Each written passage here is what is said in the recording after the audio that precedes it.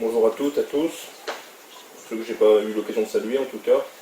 Je voudrais commencer ce message par vous présenter des excuses à certains, parce que c'est un message que j'ai déjà fait ici. Comme quoi, mais je l'ai fait il y a 7 ans.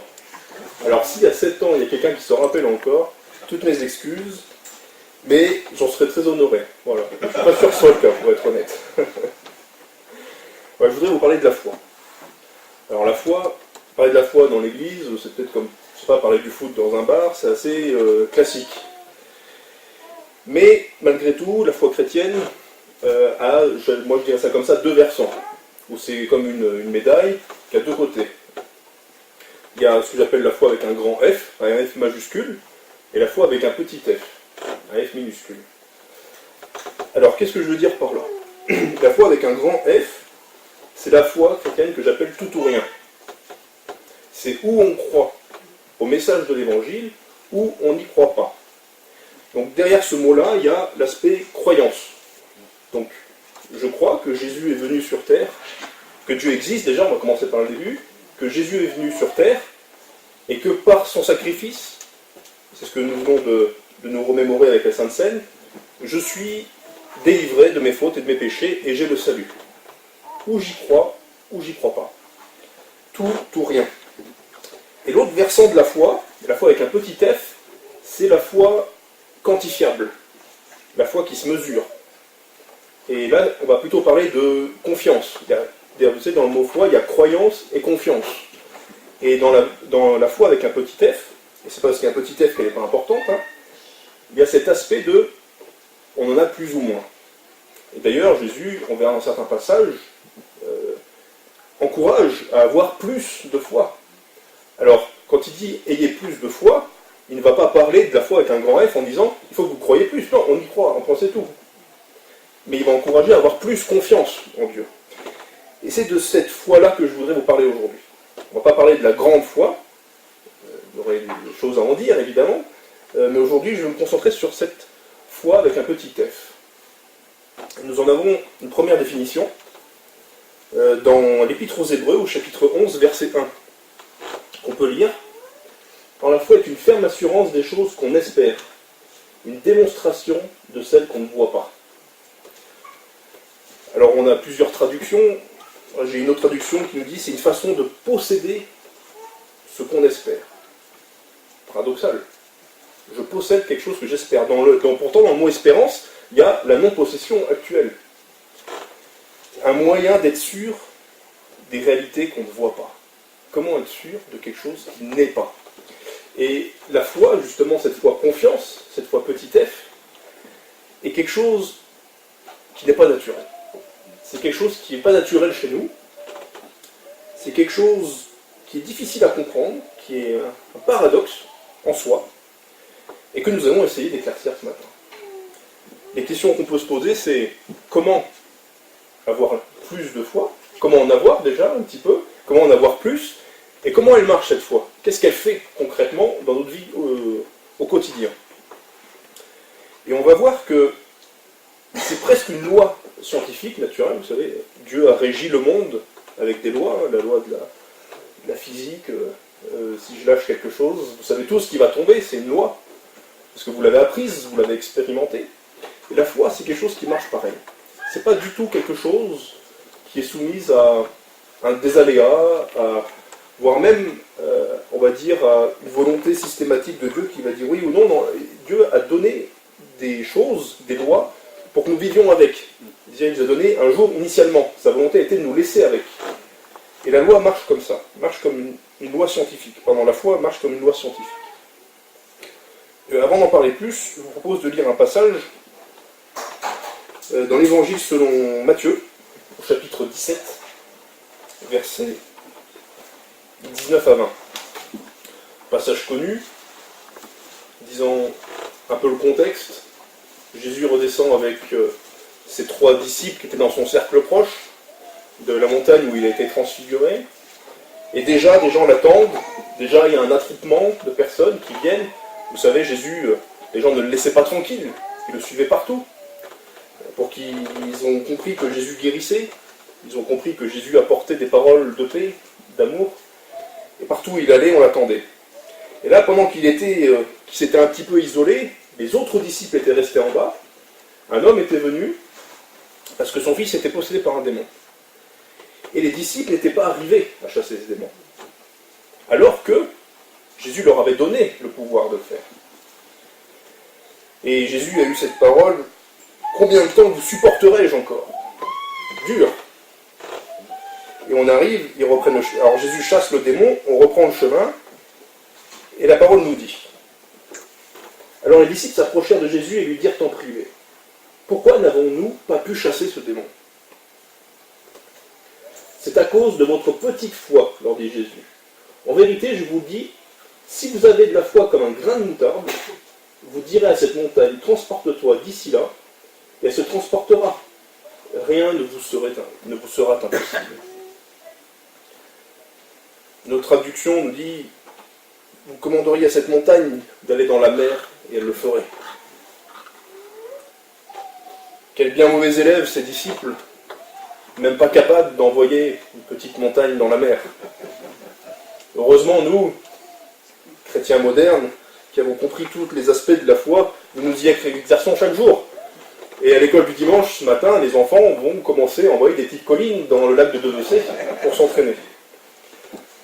Non. Soyons sérieux, et en même temps, ce texte-là n'a pas tellement de second degré. Je pense qu'il faut accepter de le prendre aussi au premier degré. Le grain de moutarde, vous voyez ce que c'est, si vous achetez de la moutarde à l'ancienne, c'est des tout petits grains. C'est peut-être même un des grains les plus petits qui existent. D'ailleurs, quand on voit ce que ça donne en tant qu'arbre, c'est assez intéressant la comparaison. Ce petit grain peut mettre en mouvement des masses énormes. Et si on avait la mesure de foi de ce petit grain, on pourrait mettre en action autour de nous des choses énormes. La disproportion choisie par Jésus-Christ est tout à fait voulue par lui, et sa volonté de montrer que la foi est aussi histoire de quantité, mais qu'il n'en faut pas tant que ça non plus, pour arriver à bouger les choses. Une autre chose qui m'a travaillé dans ce verset, c'est le « si vous avez de la foi, alors vous pourriez dire à cette montagne ». Si, alors. Est-ce que ça ne vous fait pas penser à quelque chose? Je m'adresse peut-être un peu plus aux écoliers. Théorème. Pythagore, Thalès, si les triangles équilatérales passent par le milieu de je ne sais plus quoi, alors. Et je me suis dit, ça ressemble bien à un théorème, à une loi justement énoncée par Jésus. Et en cette réflexion, je vais vous dire un peu ce que je pense qu'on peut comparer cette loi de la foi que Jésus nous donne avec des lois physiques qu'on connaît bien. Et souvent Jésus, vous savez, il explique des choses spirituelles en prenant des exemples concrets de la vie de tous les jours. Alors moi je voudrais prendre un ou deux exemples concrets de la vie de tous les jours pour vous expliquer ce qu'est la foi. Comment ça marche, ce principe de foi. Si vous avez déjà pris deux bidons, posez l'un à côté de l'autre, un rempli à ras-bord, l'autre avec pas de niveau. Si vous mettez un lien entre les deux, vous amorcez une pompe. Qu'est-ce qui se passe? Et vous lâchez, faites plus rien. L'autre va se remplir tout seul. Ou que vous mettez d'ailleurs un lien entre les deux. L'autre va se remplir tout seul jusqu'à ce que les deux niveaux s'équilibrent. C'est un principe très simple aussi de l'eau qui part de la montagne et qui va dans la mer, il y a un courant qui se crée. Alors c'est ce qu'on appelle en science une différence de potentiel. Alors il y a un potentiel ou un niveau haut et un niveau bas. Et à partir du moment où on les met en contact, et qu'il s'agit du même fluide, la nature, et ça c'est quelque chose qu'on retrouve très souvent dans la science, a horreur de la différence. Elle va rééquilibrer les choses. Et pour rééquilibrer, elle met en place un courant d'eau, d'accord, pour rééquilibrer les choses. On retrouve le même schéma dans l'électricité d'ailleurs. Vous prenez une pile, vous avez un côté plus, un côté moins. En fait, qu'est-ce qui s'est passé? C'est qu'à un côté, on a rassemblé des électrons, bien compactés, et l'autre, on a laissé un grand vide. Et quand on ferme le circuit, qu'est-ce qui se passe? La nature a horreur de la différence, les électrons vont se mettre en mouvement pour aller du côté, il n'y a personne, jusqu'à ce que la charge soit la même des deux côtés, et là la pile est usée. Et d'ailleurs, on parle exactement du même mot, on parle de courant électrique. Différence de potentiel. La foi, c'est une différence de potentiel entre ce qu'il y a à l'intérieur de vous, dans votre cœur, dans votre volonté, dans votre imagination même, et ce qu'il y a autour de vous, votre environnement, la famille, l'église, le travail, la société, la ville, tout ce que vous voulez y mettre. Une différence parce que ce que vous avez comme vision intérieure de vous, si elle n'est pas la même que ce qu'il y a dans la réalité, à un moment donné, enfin c'est d'office, il se passe quelque chose, il va y avoir un courant entre les deux qui va se passer, et vous allez tendre à l'intérieur de vous à accepter la réalité, et la réalité va aussi tendre à s'adapter à vous. Alors, ce que je dis peut paraître un peu, on va dire, édulcoré à la méthode coaching moderne, et presque même on pourrait dire, Cyril, là c'est de la pensée positive que tu nous fais, c'est pas la foi. Alors la pensée positive, moi c'est quelque chose que j'ai étudié. Il y a une différence fondamentale entre la foi et la pensée positive. Mais la pensée positive est quelque chose qui n'est pas forcément malsain, comme on pourrait le voir en tant que chrétien. Si vous connaissez quelqu'un qui s'appelle Napoléon Hill, rien à voir avec notre empereur national, nos empereurs nationaux, Napoléon Hill, c'était un Américain, un journaliste du XXe siècle, qui est un peu le précurseur de la pensée positive. Il a écrit un livre qui s'appelle Think and Grow Rich, Penser et devenir riche, qui aujourd'hui est encore dans le top 10 des best-sellers mondiaux, dans les livres qui sont le plus vendus. Donc lui, il a bien pensé et il est bien devenu riche. Pour la petite histoire, c'est un grand industriel très riche américain de son époque, Carnegie, je ne sais pas si ça vous parle ou pas, qui a embauché Napoléon Hill et lui a dit « Je vais te faire rencontrer tous les plus grands industriels et personnes les plus riches du monde, et je veux que tu enquêtes, je veux que tu trouves quel est le point commun qu'ils ont tous, qu'est-ce qui les a amenés à cette réussite. Je veux qu'on arrive à identifier la philosophie de la réussite. » Et Napoléon Hill a interrogé, mené son enquête auprès des plus grands, Edison, Rockefeller et compagnie, et il a tout mis ses analyses par écrit, et finalement, il n'a pas diffusé son livre où il a parlé de la philosophie de la réussite, et il a, on va dire, adapté ça tout de suite dans le monde de la richesse et des biens matériels. Mais il avait compris une chose, et dans son livre Think and Grow Rich, que j'ai lu et qui n'a pas encore super bien marché avec moi, il est question que d'une seule chose. C'est très simple. Maintenez en vous la pensée que vous allez devenir riche, et vous allez devenir riche. Et vous n'avez pas besoin de lire le livre, parce que là, je vous ai tout dit. Mettre les choses en action, se donner la peine de faire les choses dans notre environnement, est moins utile que de garder à l'intérieur la conviction que les choses vont arriver. Ça, c'est la pensée positive, et ça ressemble très franchement à ce que je viens de vous dire en parlant de la foi. Et oui, mais je vous ai dit que Dieu avait donné des lois, et on est soumis, chrétiens comme païens, à la loi de la gravité, et la loi de la foi, on est soumis à ça aussi. C'est des choses qui d'ailleurs s'expliquent scientifiquement, ce que je viens de vous dire. Je ne sais pas si vous avez entendu parler de PNL, programmation neurolinguistique. Peut-être certains ont eu des formations, c'est très à la mode en ce moment dans le monde du travail. PNL, vous explique qu'en fait, votre cerveau est relié à tous vos sens, toucher, ouïe, goût, et que vos sens sont capables de le bombarder, votre cerveau, de dizaines de milliers d'informations à la seconde. Mais il est capable d'en traiter que 2 ou 3.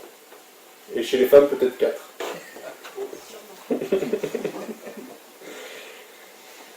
Alors, qu'est-ce qui fait qu'il choisit, là, à l'instant, là, qu'est-ce qui fait que vous choisissez de m'écouter moi plutôt que des bébés qui crient à côté, ou de regarder quelque chose, ou de sentir? Votre conscience. Elle a dit, votre volonté, écoute Cyril. Mais, essayez de m'écouter en même temps de sentir, en même temps de toucher quelque chose, vous verrez, c'est très difficile. Votre cerveau n'arrivera pas à liser les 3 choses en même temps. Ou alors, ça sera déjà bien. Il ne pourra pas en faire une 4e de plus. Alors, quand la conscience n'agit pas, et on sait que notre inconscient a un pouvoir très fort, qu'est-ce qui décide? Qu'est-ce qui décide à l'intérieur de nous de vos sens? Tu te concentres là-dessus plutôt que là-dessus ou plutôt que là-dessus?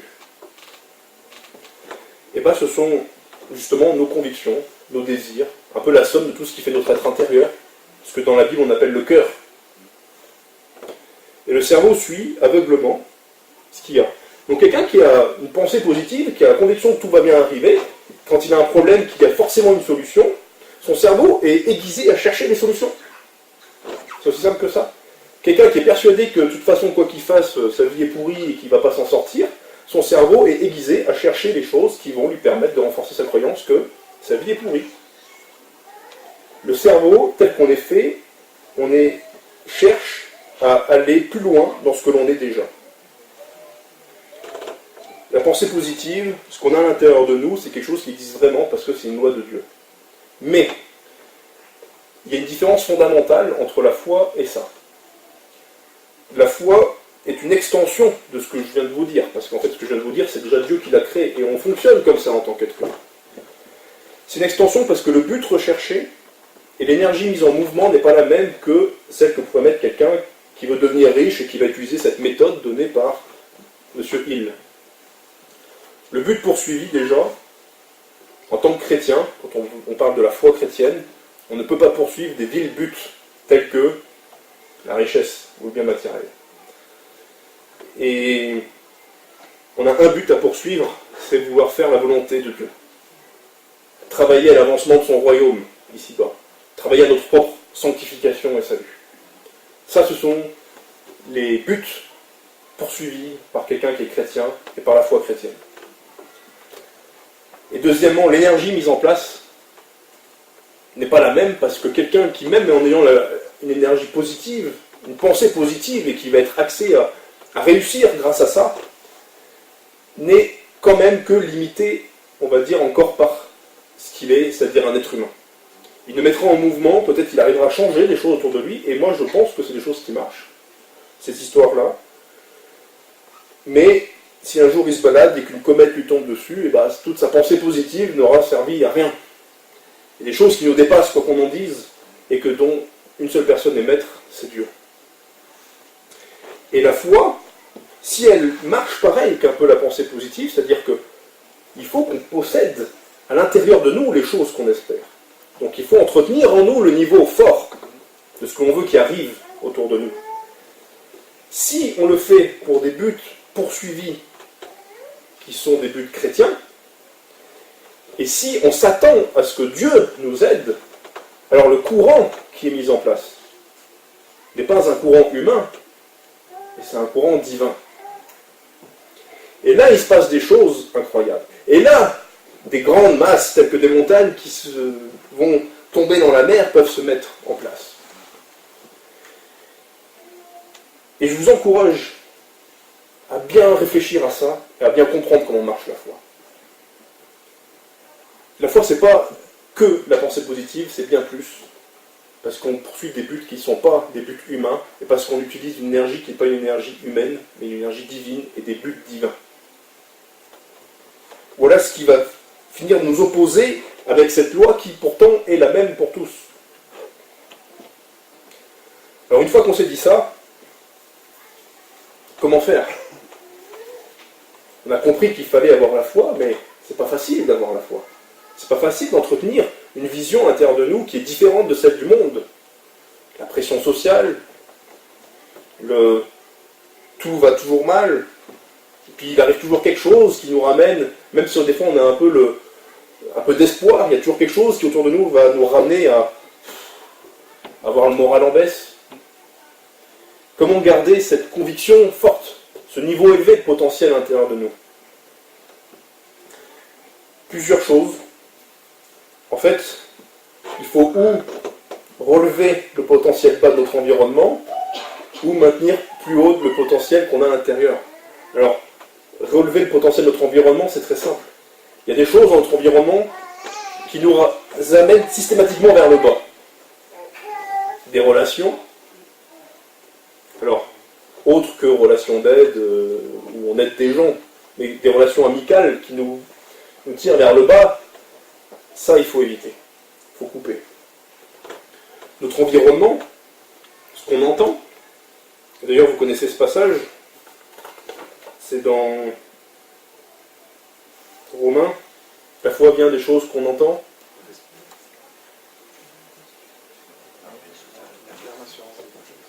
Je vais retrouver le passage.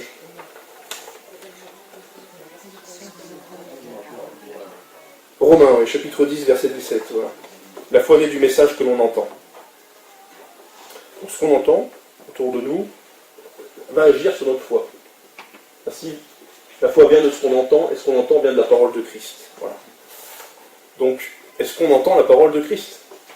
Est-ce qu'on se nourrit de la parole de Christ, c'est-à-dire de la Bible? Ou est-ce qu'on nourrit des séries télévisées? Ou est-ce qu'on se nourrit des nouvelles aux informations, qui sont rarement bonnes, hein, vous avez remarqué? Est-ce que si c'est ça qui nous nourrit, alors là, forcément, c'est difficile de garder l'espoir. Par contre, si on se nourrit de paroles telles que « Ayez de la foi, grande comme un grain de moutarde, et vous déplacerez des montagnes », ça, c'est des choses qui nous permettent de garder un niveau élevé de foi. Alors, le mot « entendre », la foi vient de ce qu'on entend, je pense qu'il faut se remettre dans le contexte de l'époque. La plupart des gens ne savent pas lire. L'image n'est pas ce qu'elle est aujourd'hui. Aujourd'hui, on est une société d'image. Tout passe par l'image. Donc, il faut élargir ce mot « entendre », je pense. C'est vraiment tout ce qui est autour de nous, tout ce qui peut nous influencer en termes de communication, voilà, d'information. Soyons prudents avec ça. Soyons prudents à notre environnement. Vous savez, je parlais des séries télévisées tout à l'heure. C'est très à la mode. J'ai lu quelques articles dessus. C'est incroyable le nombre de gens qui regardent des séries télévisées, et même plusieurs heures par jour. Et à mon travail, quasiment, enfin, tous mes collègues en regardent. Moi-même, j'ai essayé, et c'est vrai qu'elles sont bien faites. Mais, il arrive toujours un moment, dans ces séries télévisées, il y a ou une exposition de la violence, de plus en plus brute, de plus en plus normalisée, ou de tout ce qui est dérive sexuelle. Et il y a toujours un moment donné où je suis tiraillé. Est-ce que je continue ça? Ils ont travaillé le suspense, etc. Ou est-ce que j'arrête parce que je vois bien que c'est quand même pas en cohérence avec ma foi chrétienne? J'arrête. Ça, c'est important. De couper. Dès qu'on est un malaise, dès qu'on est inconfortable à l'intérieur de nous, mes amis, c'est votre cœur qui part, c'est votre conscience, le Saint-Esprit, peut-être. Arrêtons. Arrêtons avec nos amis qui nous pourrissent la vie, qui nous amènent systématiquement vers le bas, qui nous pompent notre énergie. C'est pas ça, un ami. Alors, je parle pas des amis qui occasionnellement ont besoin d'aide ou qui traversent une période difficile. Là, bien sûr, on joue notre rôle d'amis. Je parle de ces gens qui sont vraiment, qui ont une âme à attirer les gens vers le bas, vers le noir, quoi. Ça arrive, ça existe. Si ces gens-là ne veulent pas comprendre, si ces gens-là ne veulent pas accepter une relation équilibrée, coupez. Surtout coupez. Et puis, il faut maintenir la vision. Alors du coup, on a vu que la vision, c'est pas celle de devenir riche, mais c'est de participer, c'est de maintenir en nous la vision que le Seigneur nous a donnée. Alors, ce que le Seigneur nous donne comme vision, comme mission, on a des missions collectives qui sont vraies pour tous les chrétiens, comme par exemple se sanctifier, donc devenir de moins en moins pécheurs, comme témoigner de l'Évangile. Et puis, il y a des missions individuelles. J'ai beaucoup parlé des dons, vous savez, j'ai fait des prédications dessus, sur les missions qu'on a chacun. Et je pense que le Seigneur, quand il nous donne une conviction, une mission, c'est important de la garder très forte en nous, parce que je peux vous assurer que le monde, et l'adversaire, va vouloir vous détruire cette image. Et il va commencer par la détruire à l'intérieur de vous, parce qu'il sait très bien que c'est là où, tant qu'elle existe, il y aura un danger pour lui. Alors comment garder la vision? Je pense que déjà on a vu, il faut se nourrir de la Bible, et il faut entretenir l'image. Vous savez que le Seigneur nous a donné un truc qui s'appelle l'imagination. C'est pas que pour les enfants, hein, l'imagination. On a le droit de s'en servir, nous aussi. Je vais prendre un exemple. Peut-être certains ont lu le livre de Yonggi Cho, je ne sais pas si ça vous parle, donc un célèbre évangéliste coréen, c'est ça. Et il parle à un moment donné, je pense que c'est peut-être l'exemple qui est le plus connu de son livre, de sa bicyclette, son vélo. Il avait besoin à l'époque d'un vélo, alors au tout début, parce que si vous voyez ce que c'est maintenant l'église de Yonggi-sho, ils sont plus à un vélo près, si vous voulez. À l'époque, ils étaient à un vélo près, pour qu'ils puissent aller de village en village pour prêcher l'évangile. Il fallait un vélo. Et il nous parle dans son livre qu'il a accouché d'un vélo, je reprends ces termes. Parce qu'il a senti qu'il fallait que par la foi, il travaille en lui, qu'il possède l'invisible en lui, avant de l'avoir concrètement. Et il dit, ça a pris du temps, parce qu'au début, j'étais persuadé de ne pas l'avoir, et puis finalement, j'ai travaillé l'image en moi, et je dis, ça serait bien d'avoir un vélo comme ça, avec tel détail, telle chose. Et jusqu'à ce qu'il dise qu'un jour, quelque part, il utilise ce terme, j'en ai accouché, après une longue gestation, encore une fois, d'une manière miraculeuse, quelqu'un lui a amené le vélo, exactement celui qu'il s'était imaginé, avec les détails près. L'imagination d'un projet, d'une chose que le Seigneur a mis sur votre cœur, de la visualiser régulièrement comme fonctionnelle, elle n'est pas encore existante, mais nous on va l'imaginer fonctionnelle, on va imaginer que Dieu nous a déjà donné ce qu'on lui a demandé. Et là ça va marcher. Moi je peux témoigner que la Ligue du Sourire, l'œuvre humanitaire que j'ai cofondée en 2011, on a eu tout de suite une vision de ce que ça allait devenir, qu'on avait construit un jour un bâtiment, un orphelinat. On a mis longtemps avant de le construire, il a fallu rassembler à peu près 200 000 € en partant de rien. On a commencé l'assemblée générale constitutive de l'organisation, on l'a fait dans un McDonald's parce qu'on n'avait même pas de quoi se payer Internet, on était étudiants. Donc vous voyez, on partait vraiment de rien. Et je sais que ce qui était très fort, c'est que cette vision, on était plusieurs à l'entretenir. On s'en parlait les uns les autres. Et puis quand il y en a un qui était faible, qui dit « Non mais on n'y arrivera jamais », il y avait toujours quelqu'un d'autre qui dit « On va y arriver, rappelle-toi cet orphelinat qu'on aura, on pourra accueillir plus d'enfants, on va y arriver ». Et le Seigneur a répondu. Le Seigneur nous a donné de l'argent, j'en avais déjà témoigné ici, de manière incroyable, par des billets complètement détournés qu'on n'aurait jamais imaginés, miraculeuses. Et aujourd'hui, le bâtiment existe, il est là. Et je pense que la vision, le Seigneur nous donne la capacité d'entretenir des visions qu'il nous donne. Comptons sur lui aussi pour entretenir la vision entre nous, quand on est plusieurs à l'avoir. Tout ce que je vous ai dit, je pense que c'est bien, mais il faut quand même faire une nuance. La foi, d'ailleurs, le passage, on a dit, rien ne vous sera impossible. Rien ne vous sera impossible, c'est différent de tous vos désirs seront des ordres. En fait, ce que Jésus veut nous expliquer par le passage qu'on a lu, cette histoire de la montagne dans la mer, il ne veut pas que nos pensées soient bloquantes. Mais il n'a pas dit que tout ce qu'on va penser, il allait le faire. D'accord ? Et ça, c'est une grosse nuance que, hélas, beaucoup d'églises évangéliques n'ont pas comprise. Une grosse nuance, c'est que c'est pas à l'homme d'imposer sa volonté à Dieu. Oui, Dieu a dit qu'il faut qu'on arrive à entretenir cette volonté forte en nous, pour que les choses arrivent et on ait des instruments. Mais c'est pas nous qui disons à Dieu, j'ai cette volonté forte en moi, Dieu opère. Oh, les rôles sont complètement inversés. Et je vous ai parlé qu'il y avait deux choses qui nous différenciaient de la pensée positive, le moyen et le but. Et moi je vous parle bien que la foi chrétienne marche quand le but poursuivi est celui de Dieu, quand c'est la volonté de Dieu. Sinon, on retombe dans la pensée positive.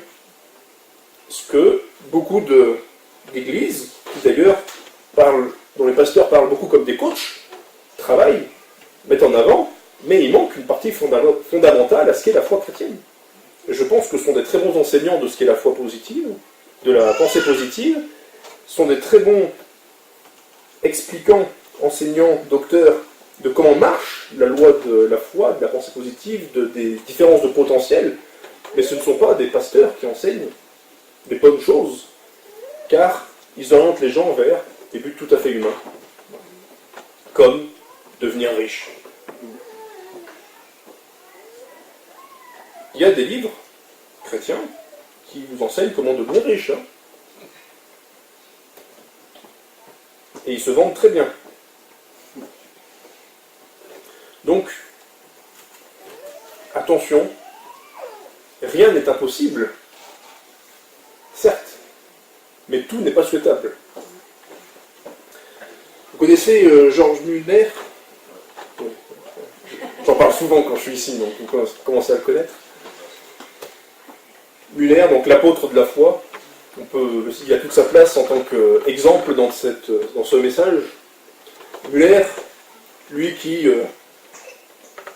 pour tous les orphelins qu'il avait accueillis, alors qu'il n'avait pas de quoi leur donner à manger à midi, dit mais asseyez-vous, allez à table, on va prier, le Seigneur pourvoira. Et je ne sais plus, le laitier ou le boulanger qui passe par la route, vous connaissez l'histoire, et puis il y a une crevasse dans la route, et puis la voiture tombe, et il va frapper à la porte en disant bah, plutôt que de perdre le lait, est-ce que vous le voulez? Ou le pain, je ne sais plus. Muller qui, pendant un voyage outre-Atlantique, le bateau était en retard parce qu'il y avait de la brume. Et il avait un rendez-vous très important, il dépassait les foules, hein, ce monsieur. Et il va voir le capitaine du bateau, il dit mais c'est que je vais être en retard si vous avancez plus. Et le capitaine lui dit vous voyez bien qu'on ne peut pas, il y a de la brume, c'est dangereux. Mais vous êtes chrétien, monsieur le capitaine? Bah oui. Et vous n'avez pas demandé à Dieu d'enlever la brume? Non. Eh bien faisons-le. Et le capitaine témoigne après, il dit c'était une prière d'un enfant de 7 ans. Père, peux-tu enlever la brume? Merci. Et bien 10 minutes plus tard, il n'y avait plus de brume. L'apôtre de la foi. N'empêche que, l'apôtre de la foi. Un jour, son fils, qui avait 7 ans, 10 ans, était sur le point de mourir, souffrait beaucoup. Et il a exercé sa foi. Et il a dit, Seigneur, guéris-le, rien n'est impossible, tu vas guérir. Il avait la foi que son fils guérisse. Et il ne guérissait pas. Et un jour, il dit à Dieu, Seigneur, que ta volonté se fasse, que tu le reprennes ou que tu le guérisses, mais qu'il cesse de souffrir. Et son fils est mort. L'apôtre de la foi, son fils est mort. Rien n'est impossible, mais la volonté de Dieu est souveraine. Vous savez, on a culpabilisé des générations de chrétiens en disant « T'as pas eu assez la foi, c'est pour ça que t'as pas guéri, c'est pour ça que ton couple n'a pas tenu, c'est pour ça que ta famille, tes enfants sont partis sous d'autres lieux. T'as pas eu assez la foi. » Moi, je prends les choses dans le sens inverse. À partir du moment où on a prié avec foi que les choses arrivent, si elles n'arrivent pas, et bien justement, il n'y a plus aucune culpabilité à avoir. Ça veut dire qu'au moins on est sûr d'une chose, c'est que c'est la volonté de Dieu qui se passe. Et ce n'est pas nous qui avons été bloquants. Ça peut arriver que ce soit nous qui soyons bloquants, justement parce qu'on n'a pas la foi. Mais si on a vraiment prié avec la foi, si on a fait confiance à Dieu, et que les choses n'arrivent pas quand même, il n'y a aucune culpabilité à avoir, c'est parce que c'était la volonté de Dieu. Alors, les amis, si vous avez prié pour des choses qui vous ont tenu à cœur, peut-être même qui vous ont été de manière très intense pour vous dans votre vie, qu'elles ne sont pas arrivées, cela vous a peut-être découragé dans votre foi. Peut-être que ça a eu un aspect, une conséquence de frustration. Et qu'après ça, vous vous êtes dit, mais j'ai pas la foi en fait pour prier. Moi, je veux dire, c'est peut-être l'inverse qui s'est passé. C'est que vous avez eu la foi ce jour-là, et parce que vous avez eu la foi, vous n'avez pas été bloquant. Et bien, soyez rassurés, vous êtes coupable de rien, parce que ce jour-là, vous n'avez pas été bloquant. C'est le Seigneur qui a exercé sa volonté. Et vous devez l'accepter telle qu'elle a été. Priez. Priez pour que les gens guérissent, même si c'est impensable. Priez pour que les choses qui autour de vous changent, pour que les gens se convertissent, pour que les choses changent, pour que ce qui vous tient aujourd'hui à cœur, ce qui manque encore à votre vie, cette personne qui n'est pas encore convertie autour de vous, priez avec foi, mes amis. N'ayez pas peur de prier avec foi. Si la chose n'arrive pas, c'est pas parce que vous n'avez pas eu assez de foi. C'est parce que tout ne dépend pas de nous, ça dépend de Dieu, ça dépend aussi des autres. Mais au moins vous aurez prié avec foi, et vous n'aurez pas été bloquant. Vous aurez donné même des chances supplémentaires que la chose arrive. Gardez bien cela en tête. la foi, différence de potentiel, le but poursuivi, très important, le moyen mis en œuvre, c'est le moyen divin. Mais Dieu est souverain en toutes choses. Terminé par une petite image et un verset. Vous savez, je repense à ce grain de moutarde. C'est pas grand-chose un grain de moutarde. Démarrer la foi, c'est ce qu'il y a de plus dur, je pense. Quand on prie pour un sujet, avoir tirer le premier corde de foi, si vous voulez, pour pouvoir commencer à prier avec foi. Il n'en faut pas beaucoup. Le Seigneur est bon, hein, un grain de moutarde. Est-ce que, alors je ne sais pas si vous avez vu ce film, moi j'ai une culture film populaire assez forte, Indiana Jones et la dernière croisade. Vous savez, c'est rigolo, on dit Indiana Jones, il a un petit livre et il est dans une, je sais plus, une pyramide ou je sais plus quoi, et il doit suivre ce que lui dit son petit livre pour arriver jusqu'au Saint Graal. Le Saint Graal, ça n'existe pas, hein, d'accord ? Et à un moment donné, il est face à un précipice, un vide, et le livre lui dit marchez dans le vide. Pas évident, hein, faire le premier pas. Et puis bon, il fait son premier pas, et il touche le dur. Et en fait, il se décale un peu, et il voit qu'en fait, il n'y a pas de précipice, il y a un pont, mais qu'il y a une illusion d'optique qui fait qu'on ne voit pas le pont. Et je me suis dit, en voyant ce film, mais ça, c'est la foi, ça. Ça, c'est comment on démarre la foi. Premier pas, on fait toujours un peu dans le vide. Hein. Et en fait, il suffirait qu'on soit d'un autre angle, l'angle du Seigneur, par exemple, pour qu'on voit qu'il avait tout prévu. N'empêche que le pas, c'est à nous de le faire. Et quand on a fait un pas dans le vide, et qu'on est tombé sur du dur, mes amis, notre foi, elle augmente. Moi, je témoigne que la Ligue du Sourire, l'œuvre humanitaire qu'on a montée, c'est clair que ça m'a considérablement augmenté mon niveau de foi, qui était très très très très faible. Et au début, je me rappelle, il me manquait 40 € par mois, je ne dormais pas de la nuit. Et à la fin, il me manquait 30 000 €, et puis on disait oui, bon, le Seigneur pourvoit, hein, comme d'hab. Vous voyez la différence ? Petit à petit, les choses vont venir. Commencez par des petits pas dans le vide. Faites confiance à Dieu. Assurez-vous que les buts poursuivis soient ceux de Dieu. Vous verrez. C'est une loi. Pour ça, je peux vous dire avec assurance, aujourd'hui, les choses vont marcher. Faites votre part, votre petite part. Et le Seigneur fera sa grande part, et vous verrez avec puissance. Et les montagnes tomberont dans la mer. Si vous pouvez laisser le lisieux là où il est, c'est bien pour le tourisme. Je vous laisse, en relisant ce passage, je vais aller un peu plus loin dans le chapitre 11 de l'Épître aux Hébreux. La foi est une façon de posséder ce qu'on espère. Posséder ce qu'on espère. C'est un moyen d'être sûr des réalités qu'on ne voit pas. C'est parce qu'ils ont eu cette foi que les hommes des temps passés ont été approuvés par Dieu. Par la foi, nous comprenons que l'univers a été harmonieusement organisé par la parole de Dieu, et qu'ainsi le monde visible tire son origine du monde invisible. Je vous le relis. La foi est une façon de posséder ce qu'on espère. C'est un moyen d'être sûr des réalités qu'on ne voit pas. C'est parce qu'ils ont eu cette foi que les hommes des temps passés ont été approuvés par Dieu. Par la foi, nous comprenons que l'univers a été harmonieusement organisé par la parole de Dieu, et qu'ainsi le monde visible tire son origine de l'invisible. Je voudrais prier. Père éternel, merci de ce que tu travailles nos cœurs ce matin. Tu nous réapprends que la foi est quelque chose d'essentiel dans notre relation avec toi, te faire confiance comme un enfant, est quelque chose de très important. Seigneur, aide-nous à avoir cette foi. Augmente notre foi, Père. Je te prie afin que tu nous aides à faire ces premiers pas, peut-être parfois un peu dans le vide, mais que notre assurance en toi puisse nous aider à le faire, ce pas. Merci Seigneur parce que tu nous aides, tu nous consoles. Ta volonté est toujours souveraine. Guéris-nous Seigneur, je t'en prie, ce matin, de peut-être les frustrations, les culpabilités mauvaises que nous avons pu avoir par le manque de foi, par l'accusation de manque de foi. Seigneur, je te prie afin que tu nous guérisses tous sur ce chemin-là et que tu puisses nous permettre d'augmenter notre foi petit à petit dans notre relation avec toi et que nous puissions changer les choses autour de nous, par toi et pour toi. Au nom de Jésus-Christ. Amen.